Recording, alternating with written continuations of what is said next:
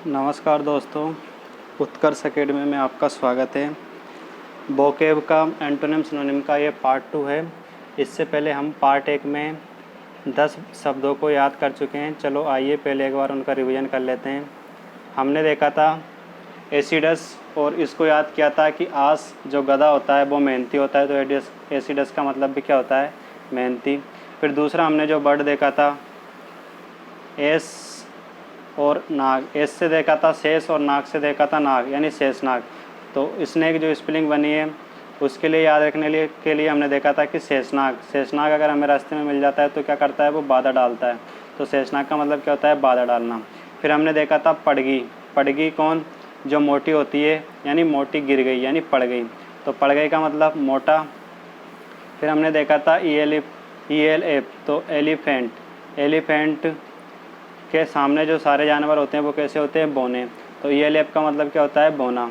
उसके बाद हमने देखा था स्टाउट को याद रखने के लिए हमने जो इसके दो टुकड़े किए थे, एक तो किया था ST से यानी स्टोमच, और एक किया था आउट। अगर किसी का स्टोमच यानी पेट बाहर निकला हुआ है, आउट यानी बाहर निकला हुआ है, तो फिर वो आदमी कैसा होता है, मोटा होता है।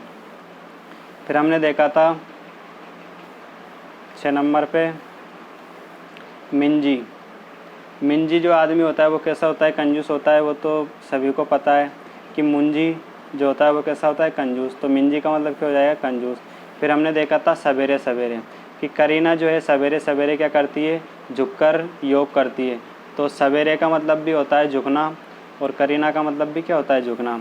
फिर हमने देखा था आदिपोज, वैसे एडिपोज बोलते हैं इसे, लेकिन याद रखने के लिए क्या क्या ध्यान रखेंगे, आदिपोज। अगर कोई मोटा आदमी है और उससे हम पोज देने के लिए कहें तो वो आदि पोज दे पाता है, क्योंकि उसका पेट जो होता है वो कैसा होता है, बाहर निकला होता है। तो आदि पोज का मतलब क्या होता है, मोटा।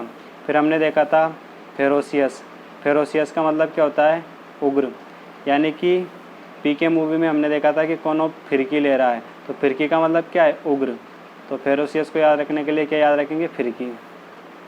फिर उसके बाद हमने देखा था ग्रेजुअली का मतलब क्या होता है, धीरे धीरे। जो ग्रेजुएशन की डिग्री होती है वो हमें कैसे मिलती है, धीरे धीरे मिलती है। तो ये तो अब तक हमने पिछली वीडियो में जो स्पेलिंग याद करी थी उसका रिवीजन है। अब आज नई वीडियो स्टार्ट करते हैं। तो चलो स्टार्ट करते हैं सोबर। तो सोबर को याद रखने के लिए तुम्हें क्या करना है, इसको 2 टुकड़ों में काट लेना है ना। एक तो 100 और एक बेर से याद रख लेंगे, बियर। अगर कोई आदमी 100 बियर पी लेता है तो वो कैसा हो जाता है, गंभीर हो जाता है ना। तो 100 बियर का मतलब क्या होता है, गंभीर होना। और ये जो करीना भी पिछली वाली वीडियो में हमने याद किया था ना, करीना सवेरे झुक के क्या करती है, व्यायाम करती है। तो कौन करती है, करीना। तो करीन का मतलब भी क्या हो जाएगा, झुकना। और सवेरे का मतलब भी क्या होता है, झुकना। तो ये तो याद है। 13वें नंबर पे हमें याद करना है सपरेज। तो सपरेज को याद करने के लिए हमें क्या करना है, इसको 2 टुकड़े में तोड़ लेना है। एक तो होता है सपर और एक तोड़ना है एज। सफ़र का मतलब तुम जानते हो, सफ़र करना, और एज का मतलब होता है उम्र। यानी कि जिस उम्र तक हम सफ़र करते रहते हैं और फिर हम 18 साल की उम्र हो जाती है, तो 18 साल की उम्र होते हैं हम क्या करने लग जाते हैं, वोट देने लग जाते हैं। यानी वोट देने का अधिकार आ जाता है, मताधिकार प्राप्त हो जाता है। तो हमें किस उम्र तक सफरेज करनी होती है, मताधिकार तक। कितनी उम्र तक, 18 वर्ष की उम्र तक। तो सफरेज का मतलब क्या हो जाएगा, मताधिकार। फिर 14वें नंबर पे स्पेलिंग दिख रही है होरा, है ना। और होरा जो साउंड आ रही है वो किसके जैसी आ रही है, नोरा के जैसी, है ना। तो नोरा का मतलब क्या होता है, वातावरण। तो होरा का मतलब भी क्या हो जाएगा, वातावरण। फिर उसके बाद 15वें नंबर पे हमें दिखाई दे रही है गलम। गलम का मतलब तुम्हें ध्यान रखना है, गुलाम से। कोई भी आदमी गुलाम होता है तो वो गुलामी में कैसा रहता है, खुश नहीं रह पाता है, उदास रहता है। तो गुलाम का मतलब क्या हो जाएगा, उदास रहना, गलम, है ना। फिर उसके बाद 16वें नंबर पे तुम्हें दिखाई दे रही है क्रेवन। तो क्रेवन को हमें 2 टुकड़ों में तोड़ लेना है, एक तो सी और एक रावण। तो सीता और रावण, है ना।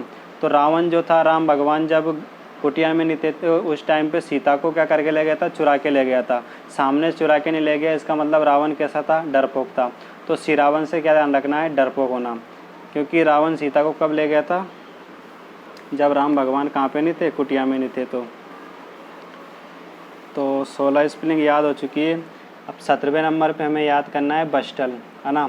तो बस्टल को याद करने के लिए हमें क्या करना है कि कोई आदमी है जो पी के टल्ली है ना। एक तो बस और एक टल से याद करना है टल्ली। बस में कोई टल्ली होके आदमी आया है, पी के आदमी आया है, तो वो क्या कर रहा है, वहाँ पर हड़बड़ी मचा रहा है।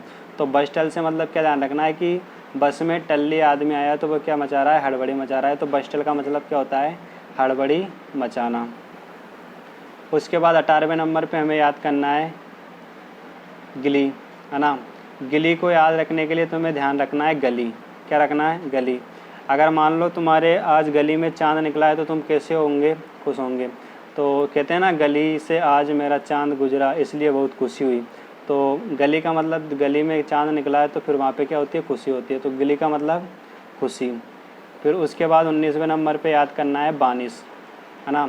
और तुम जानते हो कि कपड़े धोने के लिए दाग, जो कपड़ों में दाग लग जाते हैं उसको गायब करने के लिए तुम काय का यूज करते हो, बेनिस का यूज करते हो। तो बेनिस का मतलब भी वो होता है गायब करना, है ना। हम कपड़ों पे जैसे दाग धब्बे गायब करते हैं ना, तो बेनिस का मतलब गायब करना, गायब होना। उसके बाद 20वें नंबर पे तुम्हें याद रखनी है बॉन्डेज, है ना। तो बॉन्डेज को याद रखने के लिए एक तो तुम याद रख सकते हो कि बंदेज। बंदेज का मतलब होता है कि किसी ने हमें बंद कर रखा है या किसी के इशारों पे चल रहे हैं बंदेज में। तो मतलब वहाँ भी गुलामी, बंदेज का मतलब क्या हो जाएगा, गुलामी। या उस तरह से अगर याद नहीं रखो तो इस तरह से रख सकते हो बॉन्ड और आगे, है ना। बॉन्ड भरवाने के बाद आगे फिर से मालिक की गुलामी में ही काम करना पड़ता है अगर हम पहले बॉन्ड भर देते हैं तो। या फिर इस तरह से याद नहीं रखो तो तुम तो सिंपल याद रख लेना बंदेज। अब कोई आदमी बंदेज में रहेगा तो गुलामी में रहेगा, है ना। तो बंदेज का मतलब क्या होता है, गुलामी। तो चलो आज इतना ही काफ़ी है। देख लेते हैं एक बार हमने कौन कौन सी याद करी है। एक तो याद करिए सोबियर। सोबियर पीने के बाद आदमी कैसा हो गया, गंभीर हो गया। एक याद करिए करीना, जो सुबह सुबह योग करती है, वो कैसे करती है, झुककर। तो करीन का मतलब क्या हो जाएगा, झुकना।